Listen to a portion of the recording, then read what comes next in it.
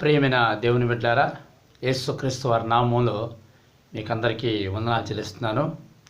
ఈరోజు ఒక ముఖ్యమైన విషయాన్ని, ఒక సత్యాన్ని మీకు తెలియజేయాలని ఆశపడుతూ ఉన్నాను. ఎందుకంటే ఈ లోకంలో మనం ఒక పాఠశాలలు మాత్రమే. ఎందుకంటే ఈ లోకానికి వచ్చే ముందు మనం ఎక్కడి నుంచి వచ్చాము, మనం మళ్ళీ ఎక్కడికి పోతాం అనేది మనం తెలుసుకోవాలి. అంటే ఈ లోకం మనకు శాశ్వతం కాదు. ఈ లోకంలో బతికినంతకాలం ఒక పరదేశులంగా, ఒక ప్రయాణికులంగా మనం ఉన్నాం. ఒక బాటసారులు మాత్రమే. గమనించండి, మత్తయి సువార్త 8వ అధ్యాయము 20వ వచనం ఒకసారి చదువుకుందాం మనం. అందుకు యేసు, నక్కలకు బొర్రెలను ఆకాశపక్షులకు నివాసములు కలవు గాని మనుష్య కుమారునికి తలవాల్చుటకైనను స్థలము లేదని అతనితో చెప్పాను. చిన్న ప్రార్థన చేసుకుందాం. పరిశుద్ధుడైన తండ్రి, ప్రేమగల దేవ, ఈ వాక్యాన్ని మీరు దీవించి ఆస్వాదించి ఆత్మ నడిపింపు దయచేయమని, సత్యాలు తెలుసుకునే విధంగా కనులు తెరవమని యేసు నామములో అడుగుతున్నాను తండ్రి, ఆమేన్. గమనిస్తున్నారా ప్రేమైన దేవుని బిడ్డారా? ఈ వాక్యాన్ని మనం చదివినట్లయితే యేసు ప్రభు నక్కలకు బొరియలను ఆకాశ పక్షులకు నివాసములు కలవు కానీ మనుష్య కుమారునికి తలవాల్చుకుంటున్న స్థలము లేదు. యేసు ప్రభు ఏమంటాడు? ఆకాశ పక్షులకు గూళ్ళు ఉన్నాయి, నక్కలకు బొరియలు ఉన్నాయి, కానీ మనుష్య కుమారుడైన నేను తలవాల్చుకుంటుకు ఈ లోకంలో స్థలం లేదంటున్నాడు. గమనిస్తున్నారా? ఎందుకు లేదన్నమాట? హృదయంలో స్థలం లేదని. మానవుల హృదయాల్లో ఆయనకి స్థలం లేదు. ఎందుకంటే మానవులందరూ కూడా పాపం చేసి హృదయం అంతా కూడా పాపంతో నిండి ఉంది. ఆ యొక్క పాపాన్ని తీసివేసి ఆ హృదయంలో యేసుక్రీస్తు వారి స్థలాన్ని చేసుకోవడానికి ఈ లోకానికి వచ్చాడు. అందుకే ఈ లోకంలో ఉన్న పాప ప్రజలను చూసి, మార్గం తప్పిన వారిని చూసి యేసు ప్రభు అంటాడు, ఈ లోకంలో నాకు స్థలం లేదు. అది ఆత్మీయంగా. శారీరకంగా కూడా అది కరెక్టే, ఎందుకంటే భౌతికంగా కూడా అది కరెక్టే. ఎందుకంటే ఈ లోకంలో ఉండడానికి ఆయన రాలేదు, ఈ లోకంలో నివసిస్తానికి ఆయన రాలేదు, ఈ లోకంలో పెళ్లి చేసుకొని కాపురం చేసుకొని భార్య పిల్లలు సుఖంగా ఉండాలని ఆయన రాలా. ఆయన పరలోకానికి దిగొచ్చాడు, మళ్ళీ పరలోకానికి వెళ్ళిపోతున్నాడు. ఎవరైతే యేసు ప్రభువుని నమ్ముకుంటారో వాళ్ళకి ఈ లోకంతో సంబంధం లేదు, పరలోకంతో సంబంధం ఉంది. ఈ లోకం వాళ్ళ ప్రయాణికులు, బాటసారులు మాత్రమే. మనం ఎక్కడి నుంచి వచ్చామో అక్కడికి మనం తప్పకుండా వెళ్ళాల్సింది అది కరెక్ట్ అనమాట. ఒకసారి నేను ప్రభువుని నమ్ముకున్న తర్వాత నన్ను బయట నెట్టేశారు. నేను ఒకసారి తెనాలి రైల్వే స్టేషన్ అనుకుంటాను, సరిగ్గా గుర్తులేదు, అక్కడికి వచ్చానమాట. చాలా బాధలో ఉన్నాను. చాలా రోజుల నుంచి ఆహారం లేదు నాకు. చాలా నీరసించిపోయాను. బాగా ప్రార్థన చేసుకుంటున్నాను. బాగా వాన వచ్చింది. బైబిల్ నా చేతిలోనే ఉంది. బాగా వర్షం పడుతుంది, బాగా జోరుగా వర్షం వస్తుంది. అప్పటికే చాలా రోజుల నుంచి ఆహారం లేదు, చాలా నీరసంగా ఉన్నాను. ఆ రోజుల్లో ప్లాట్ఫారం జీవించే రోజులు అవి. యేసుని నమ్మి బయటకు వచ్చాను. సరిగ్గా యేసు ప్రభు గురించి కూడా తెలియదు, క్రైస్తవుల గురించి కూడా తెలియదు, పాస్టర్ గురించి తెలియదు, చర్చిల గురించి కూడా నాకు బాగా తెలియదు. తెలుసుంటే ఏదో పాస్టర్ దగ్గర చేరి నేను శుభ్రంగా వాళ్ళ దగ్గర ఉండేవాడిని, నేర్చుకునేవాడిని. ఏదో బయటకు వచ్చేసాను. బయట నెట్టేస్తారు కాబట్టి బయటకు వచ్చేసాను ప్రభు కోసం. చాలా ఆకలిగా ఉంది, ఏమి అర్థం కాని పరిస్థితి, నీరసించిపోయాను. ఇంకా తిరగలేక అక్కడ ఒక చిన్న రూమ్ ఉందన్నమాట. బాగా వర్షం వస్తుంది కాబట్టి ఆ రూమ్ బాగా చలి పడుతూ ఉంది. వర్షానికి కొంచెం తడిచాను, బాగా చలి పడుతుంది, నీరసంగా ఉంది, ఆహారం లేదు, ఎవరు లేరు, దిక్కులేని పరిస్థితి. సరే అని చెప్పి కాసేపు నీరసంగా ఉందని చెప్పేసి అక్కడ ఒక రైల్వే స్టేషన్లో ఒక రూమ్ ఉంటే పక్కన, ఆ రూమ్లోకి వెళ్ళి అలా పడుకున్నాను. బైబిల్ వాటేసుకొని బైబిల్ గుండెల మీద పెట్టుకొని అట్లా పడుకున్నాను. పడుకున్న తర్వాత కొద్దిసేపటి బాగా నిద్రపట్టింది. బాగా నీరసించున్నాను కదా, బాగా నిద్రపట్టింది. ఎంతసేపు నిద్రపోయినా తెలియదు కానీ బాగా నిద్రపోతున్నాను. అంతలోకి ఒక బైరాగి, అంటే సాధు బైరాగి అనమాట, కాషాయ వస్త్రాలు వేసుకున్న వ్యక్తి సన్యాసి అనుకోండి అక్కడికి వచ్చాడు. వచ్చి తన చేతిలో కర్రతో నన్ను తడుతున్నాడు. ఏ బాబు బాబు అంటున్నాడు.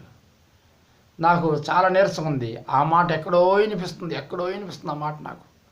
బాబు బాబు అని చెప్పేసి ఇంకా పెద్దగా అరుస్తున్నాడు. మెలకు వచ్చింది. మెల్లగా కళ్ళు తెరిచి చూశాను. నీరసంగా ఉంది.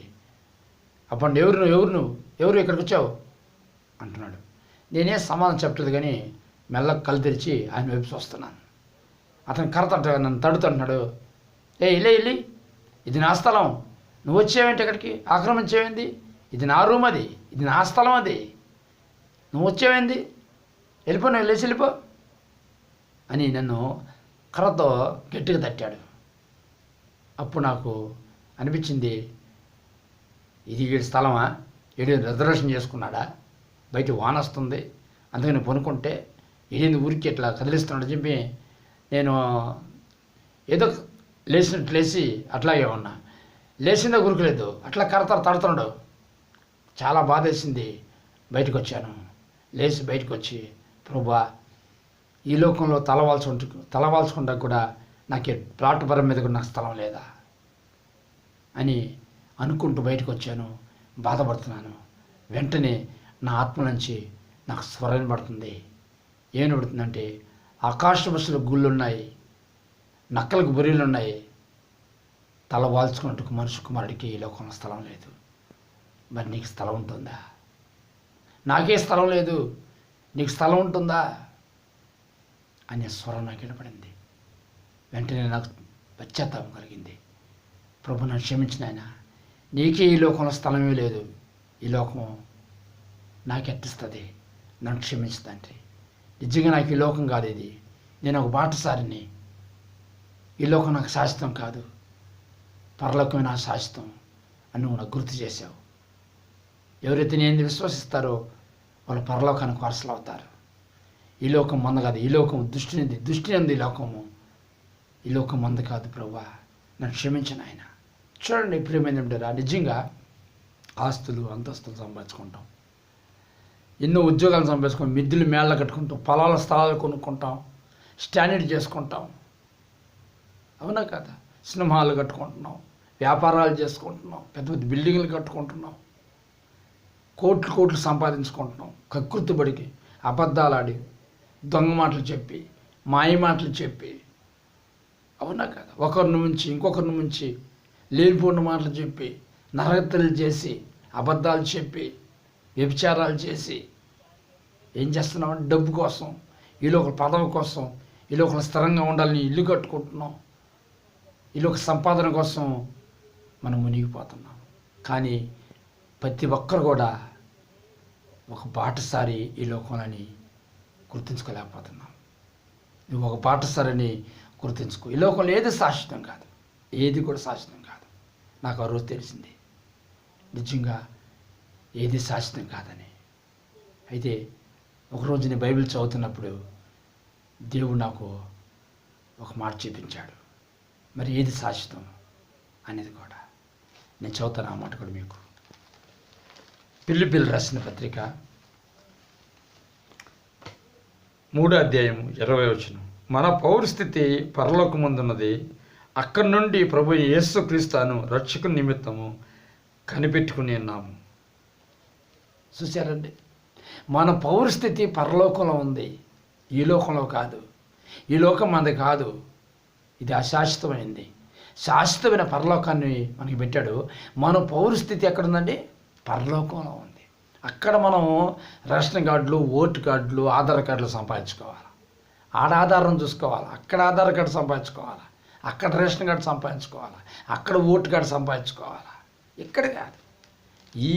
ఈ లోకంలో పౌరస్థితి మంద కాదు. ఇది మన పౌరస్థితి పరలోకంలో ఉంది. ఈ సత్యాన్ని ఎవరైతే తెలుసుకుంటారో నిజంగా ఈ లోక సంపాదన కోసం పాకులాడు, అబద్ధాలు ఆడు, లేనిపోని మాట చెప్పడు, మాయ మాట చెప్పడు, ఒకరిని ముంచడు, నరహత్యలు చేయరు, వ్యభిచారాలు చేయరు, ఉన్నదంతో సంతృప్తి ఉంది, సంతోషంగా జీవిస్తారు. మనిషికి సంతోషం లేకపోవడానికి, సమాధానం లేకపోవడానికి కారణం చేసిన ఒకే ఒకటి డబ్బు అండి. అందుకే యేసు ఉన్నాడు, ఈ భూమి మీద మీరు ధనం కూర్చుకునవద్దు. ఎందుకు? ఇది మీ శాశ్వతమైనది కాదు, నువ్వు ఒక బాటసారివి.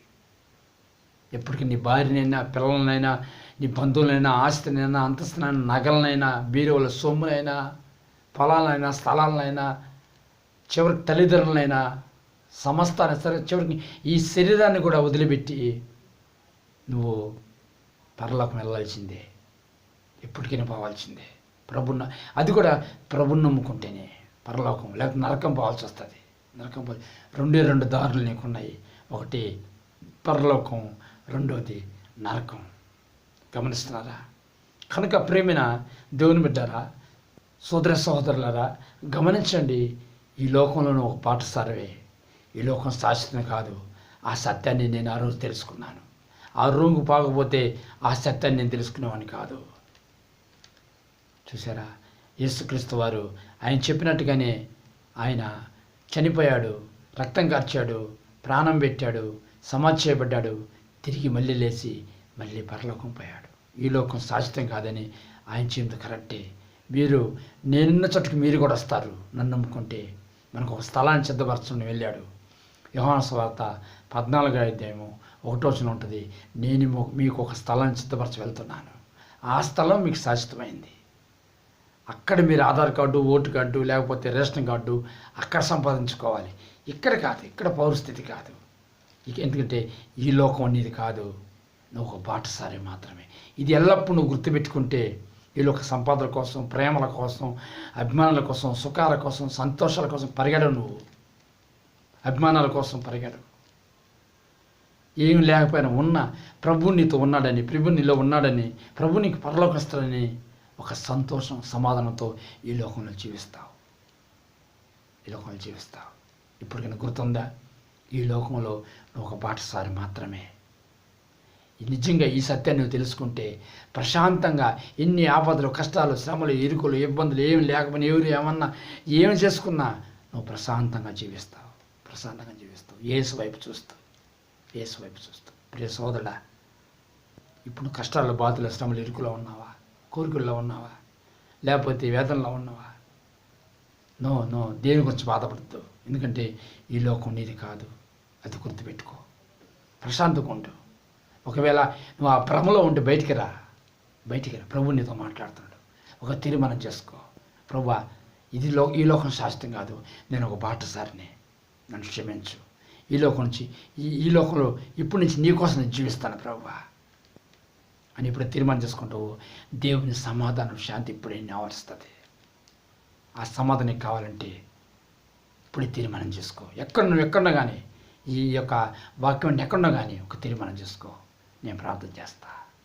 పరిశుద్ధుడైన తండ్రి, ప్రేమగల దేవ, యేసుక్రీస్తు నామమున మీకు వందనాలు. అవును ప్రభువా, ఈ లోకం శాశ్వతం కాదు.